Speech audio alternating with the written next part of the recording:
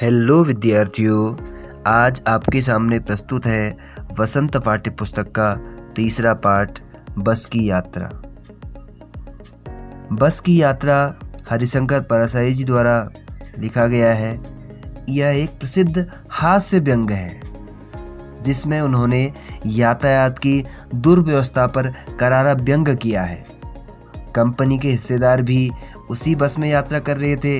लेखक का अनुमान था कि बस चलने योग्य नहीं थी, केवल पूजनीय थी। बस इस हालत में थी, इतनी वृद्धावस्था में लेखक ने लिखा कि इस वृद्धावस्था में थी कि उसको देख के श्रद्धा भाव उमड़ रहे थे। तो लेखक ने लिखा है, हम 5 मित्रों ने तय किया कि शाम 4 बजे की बस से चलें। पन्ना से इसी कंपनी की बस सतना के लिए घंटे भर बाद मिलती है, जो जबलपुर की ट्रेन मिला देती है। सुबह घर जल्दी पहुंच जाएंगे। लेखक ने वर्णन किया कि वे 5 मित्र थे। उन्होंने एक कार्यक्रम बनाया कि शाम 4 बजे की बस से चलेंगे। ये जो 4 बजे की बस है, यही उन्हें उनकी मंजिल तक पहुंचने में मदद करेगी। पन्ना एक जगह का नाम है, से ये बस चलने वाली थी। करीबन 1 घंटे बाद पन्ना से सतना के लिए उन्हें बस मिलनी थी। लेखक और उनके मित्रों ने जबलपुर जाना था, इसलिए कुछ यात्रा वो बस से करेंगे, उसके बाद जबलपुर के लिए ट्रेन पकड़ेंगे। यात्रा में पूरी रात का समय लगेगा और वह सुबह के समय घर पहुंच जाएंगे। आगे कहते हैं, हम में से 2 को सुबह काम पर हाजिर होना था, इसलिए वापसी का यही रास्ता अपनाना जरूरी था।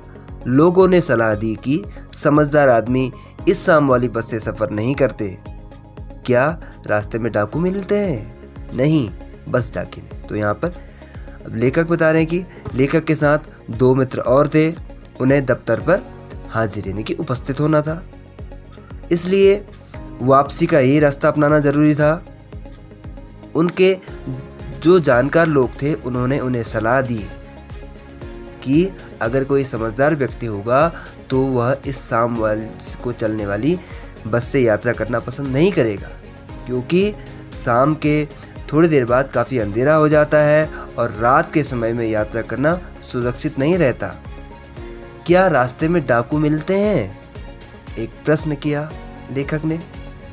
तो रास्ते में डाकू वगैरह तो नहीं मिलते, लेकिन जो बस की हालत है वो बहुत ही डरावनी है। बस खराब हालत में है, पता नहीं मंजिल पर पहुंचा पाए या नहीं। तो लोग हमेशा उस बस से जाने से डरते थे, इसलिए कहा कि बस डाकिन है।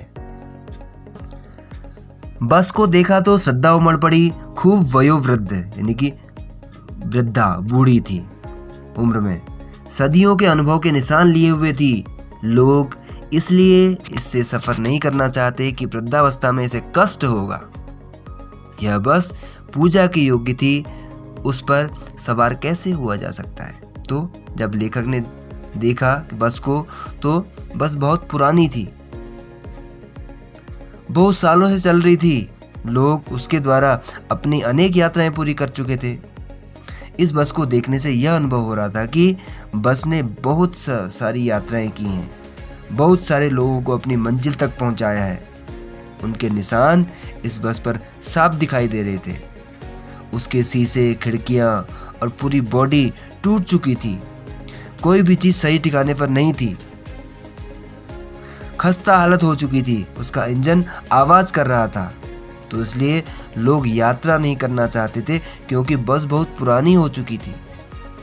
उस बस को कुछ परेशानी हो सकती है, क्योंकि वह बहुत पुरानी हो चुकी है, वृद्ध हो चुकी है। यह बस पूजा के योग्य थी, क्योंकि इसमें बहुत सारे लोगों को अपनी मंजिल तक पहुंचाया था, बहुत ज़्यादा सफ़र तय किया था, इसलिए यह बस पूजा के योग्य थी। एक बूढ़ी और पुरानी बस के ऊपर सवार होने का कैसे सोचा जा सकता है, जबकि यहाँ तो उसके आराम करने का समय है। उस आगे बस कंपनी के एक हिस्सेदार भी उसी बस में जा रहे थे। हमने उनसे पूछा, यह बस चलती भी है? वह बोले, चलती क्यों नहीं है जी, अभी चलेगी। हमने कहा, वही तो हम देखना चाहते हैं, अपने आप चलती है या? हाँ जी, और कैसे चलेगी, गजब हो गया, ऐसी बस अपने आप चलती है। तो हिस्सेदार यानी कि साझेदार जो, और वो भी इसमें यात्रा कर रहे थे। लेखक ने उनसे प्रश्न किया कि क्या यह बस चलती है, तो उन्होंने उत्तर दिया, चलती क्यों नहीं जी, अभी चलेगी। वह उसके मालिक थे और उन्हें उस बस पर पूरा भरोसा था। लेखक और उनके मित्रों ने कहा, वही तो हम देखना चाहते हैं कि यह बस कैसे चलेगी, अपने आप चलती है क्या यह? हिस्सेदार ने लेखक की बात पर आश्चर्य जताया।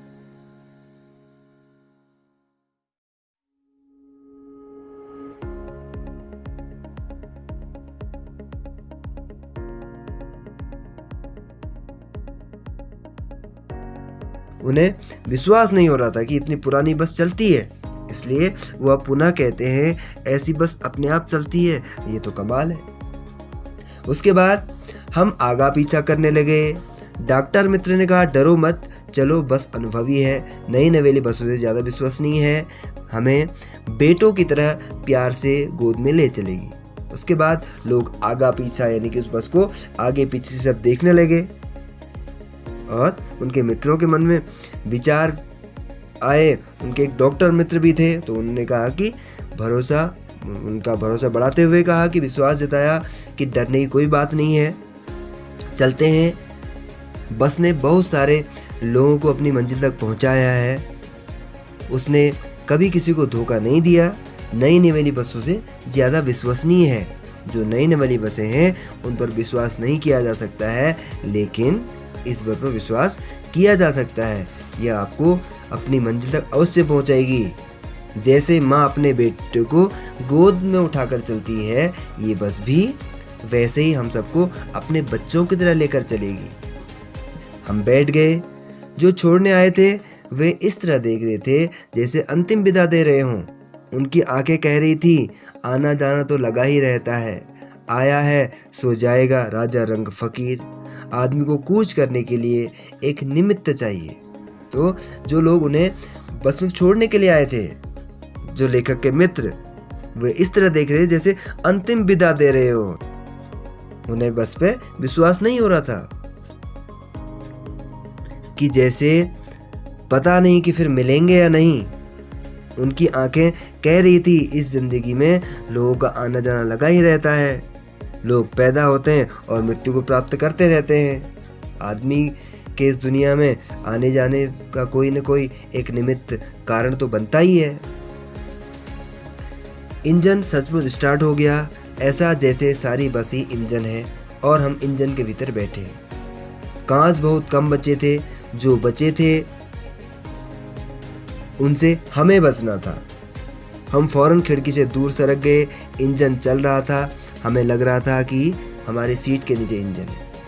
अब उसके बाद लेखक ने देखा कि ड्राइवर आया, ड्राइवर ने बस को स्टार्ट किया और बस शुरू हो गई। जब वे बस के में जाकर बैठे तो ऐसा महसूस हुआ कि जैसे वे इंजन पर ही बैठे हैं, क्योंकि पूरी बस इंजन की तरह आवाज़ कर रही थी। बस की खिड़कियां थी तो उन पर बहुत कम कांच बचे हुए थे और हवा भी पूरे जोरों से आ रही थी, और जो कांच बचे हुए थे वह टूटे फूटे थे, बुरी हालत में थे। यात्रियों को चोट लग सकती थी। वे तुरंत खिड़की से दूर खिसक गए, क्योंकि लेखक डर रहे थे कहीं उन्हें कोई चोट न पहुंचाए, इसलिए वह खिड़की के पास नहीं बैठे। इंजन चल रहा था, बस स्टार्ट थी।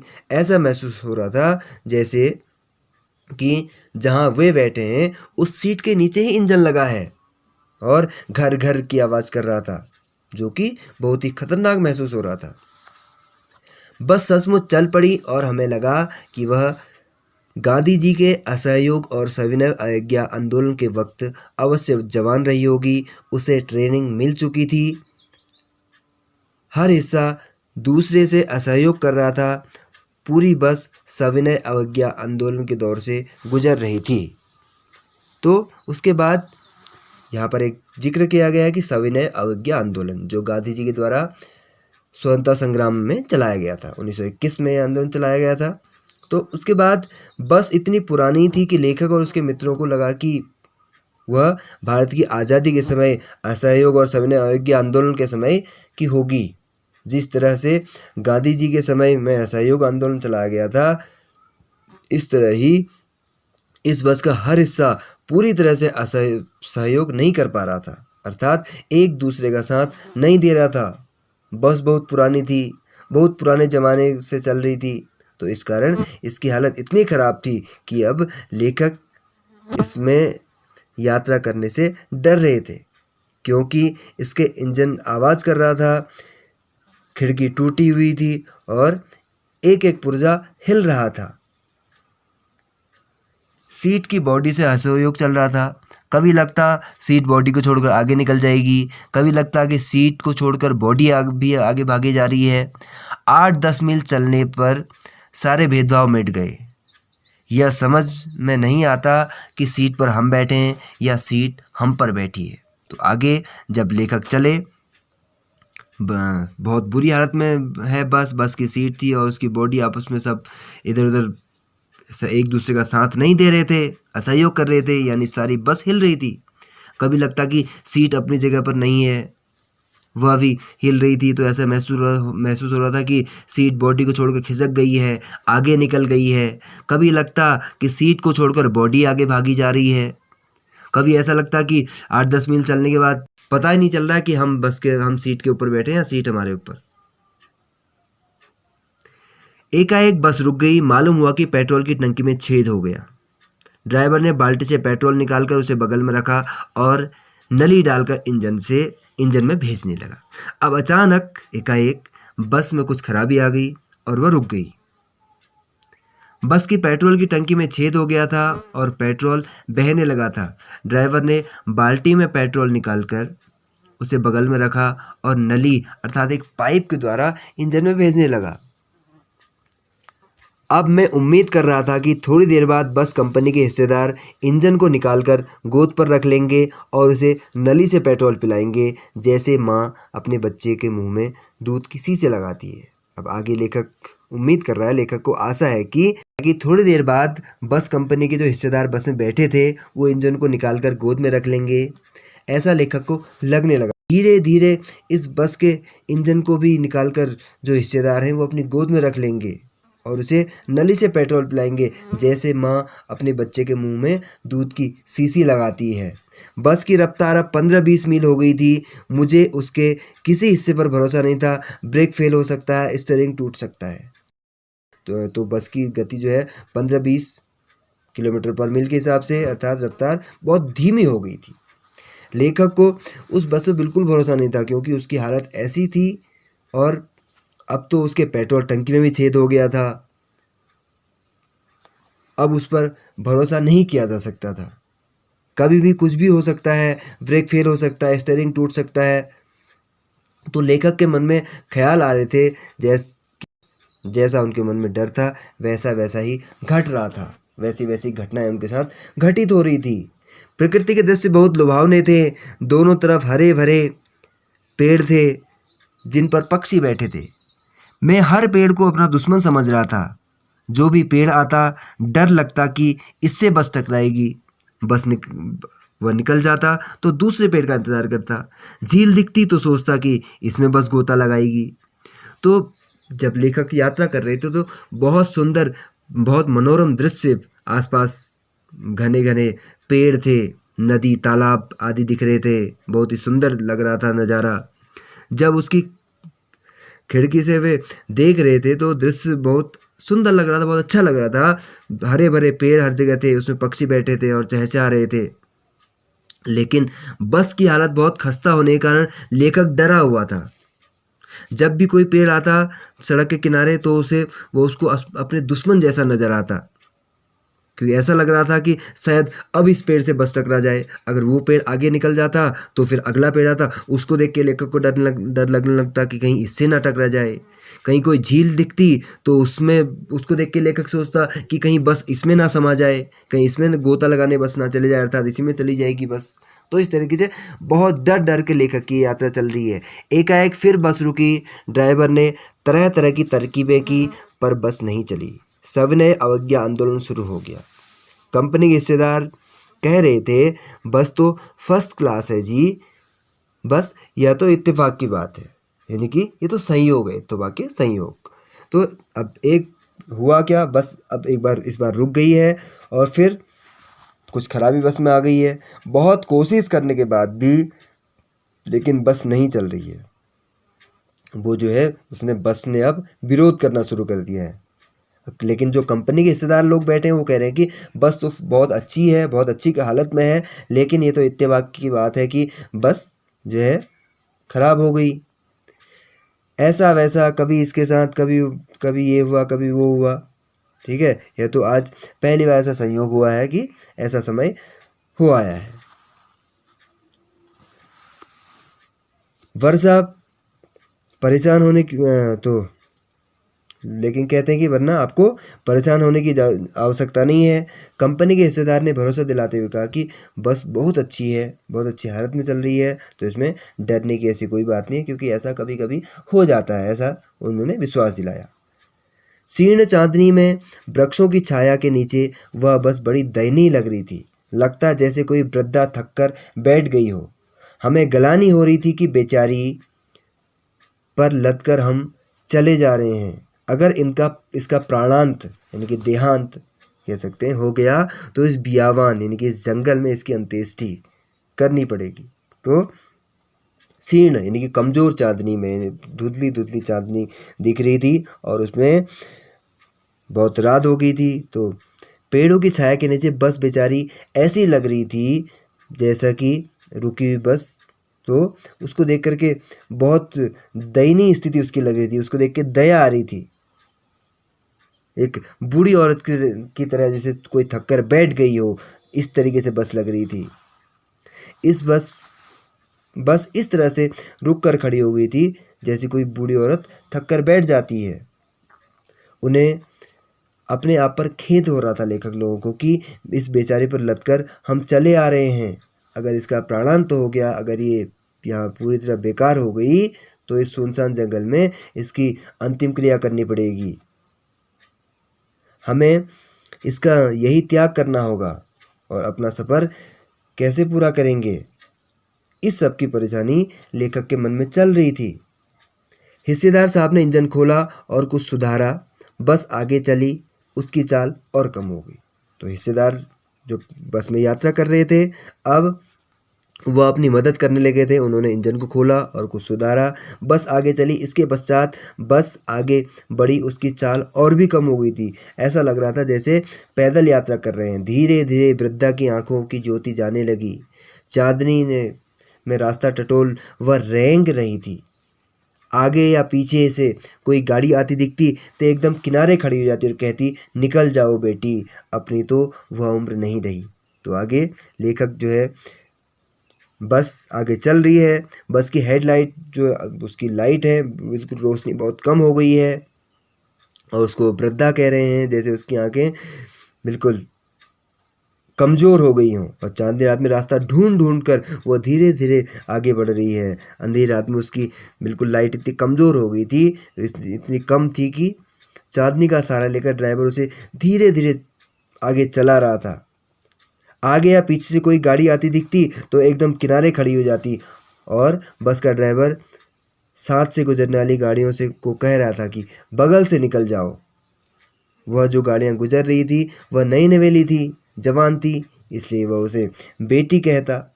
लेखक बस की तरफ से कहते कि उसकी तो उम्र बहुत हो गई है, तुम जवान हो, तुम निकल जाओ, मैं तो धीरे धीरे ही आऊँगी।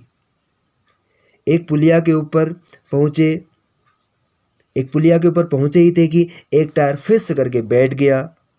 वह बहुत जोर से हिलकर थम गई। अगर स्पीड में होती तो उछलकर नाले में गिर जाती।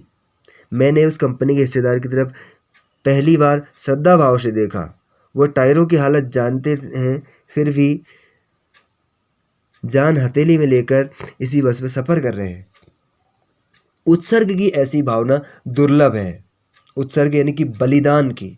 लेखक ने जब उनको देखा, हिस्सेदार साहब उसी बस में सफ़र कर रहे हैं, लेकिन वो बस की पूरी स्थिति जानते हैं कि बस की हालत कैसी है, बस कैसी स्थिति में है, लेकिन फिर भी वो उसी बस में जान हथेली में लेकर के सफ़र कर रहे हैं। तो लेखक ने बड़े श्रद्धा भाव से उनकी तरफ देखा कि वाह, कितने बलिदानी लोग हैं, यानी कि इनको अपने प्राणों की भी चिंता नहीं है बिल्कुल भी। तो ऐसी भावना बलिदान की बहुत कम देखी जाती है कि जिस व्यक्ति को पता हो कि आगे कुछ भी इसमें हमारे साथ हो सकता है, लेकिन फिर भी वह व्यक्ति उस बस में सफ़र कर रहा है। तो इससे बड़ी बात बलिदान की नहीं हो सकती है। सोचा इस आदमी के साहस और बलिदान का सही उपयोग नहीं हो रहा है, इसे तो क्रांतिकारी आंदोलन का नेता होना चाहिए था। तो लेखक ने सोचा कि अगर इतना अगर तुम्हारे अंदर बलिदान की भावना है, आप बस में क्यों सफ़र कर रहे हो? कहीं आप जाते, कहीं क्रांतिकारी होते, कहीं युद्ध लड़ते, देश सेवा करते, वहाँ जाके आप अपने बलिदान का सही उपयोग कर पाते।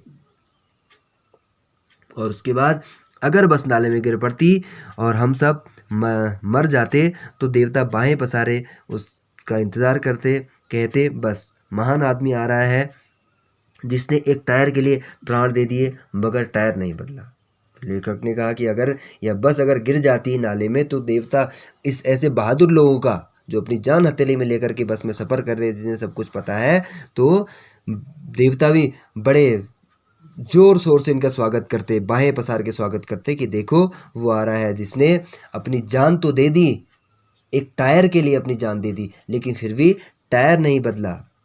दूसरा घिसा टायर लगाकर बस फिर चली। अब हमने बस पर पन्ना पहुंचने की उम्मीद छोड़ दी थी। पन्ना कभी भी पहुंचने की उम्मीद छोड़ दी थी। पन्ना क्या, कहीं भी कभी भी पहुंचने की उम्मीद छोड़ दी थी। अब लेखक कह रहे हैं कि कंडक्टर साहब ने अपना सहयोग दिया और टायर बदला, फिर बस चल पड़ी। लेखक को जरा भी विश्वास नहीं हो रहा था कि अब बस उसे मंजिल तक पहुंचाएगी। लगता था कि बस ज़िंदगी इसी बस में गुजारनी पड़ेगी और इससे सीधे उस लोक को प्रयाण यानी कि प्रस्थान करना पड़ेगा। इस पृथ्वी पर उसकी कोई मंजिल नहीं। हमारी बेताबी तनाव खत्म हो गए हैं। हम बड़े इत्मीनान से घर की तरह बस में बैठ गए थे। चिंता जाती रही, हंसी मजाक चालू हो गया। तो इसके बाद वहाँ से लेखक लोग, ऐसा लग रहा था कि जैसे पूरी ज़िंदगी इसी बस में गुजारनी पड़ेगी, यानी कि इससे उनको अपनी मृत्यु के लिए जाना पड़ेगा, प्रयाण करना पड़ेगा, यानी कि प्रयाण करना, मृत्यु के लिए प्रस्थान करना। और बड़ी बेताबी, बड़ी बेचैनी के साथ वो जो है उस बस में सफ़र कर रहे थे। तो अब लेखक को ऐसा लग रहा था कि इस धरती पर उनकी कोई मंजिल नहीं है, बस आखिरी मंजिल यह बस थी। पता नहीं अब ये कहाँ लेकर जाएगी। बेचैनी मन में इस तरह से ख्याल की तरह तरह की चिंताएं अब जो है मन से ख़त्म होने लगी। अब भरोसा ही नहीं था बस ने तो मंजिल तक पहुंचना है, अतः शोर मचाने से कुछ नहीं होगा। ये सोच के लेखक अब आराम से इत्मीनान से बैठ गए, बड़े आराम से बैठ गए। जितने भी यात्री थे वह आपस में हंसी मजाक करने लगे और लेखक के जो मित्र थे वह भी अब अपना समय हंसी मजाक के द्वारा व्यतीत करने लगे। इस तरह से बहुत हास्यात्मक और बहुत व्यंग्यात्मक शैली में इस पाठ को लेखक ने लिखा है। आशा करता हूँ आप सभी को ये समझ आया होगा। धन्यवाद।